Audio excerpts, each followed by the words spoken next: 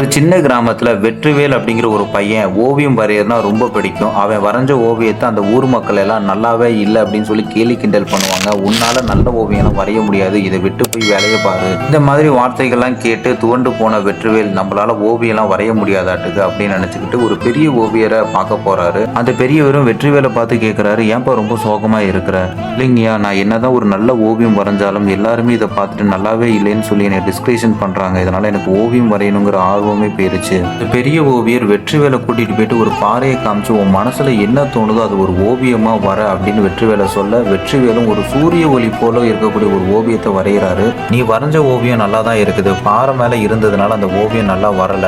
இந்த பாறை போலதான் நம்மளை சுத்தி இருக்கிறவங்களும் இந்த ஓவியத்தை பத்தி தெரியாதவங்கள்ட்ட போய் சொன்னீங்கன்னா என்னதான் நல்லா இருந்தாலும் நல்லா இல்லைன்னு சொல்லுவாங்க.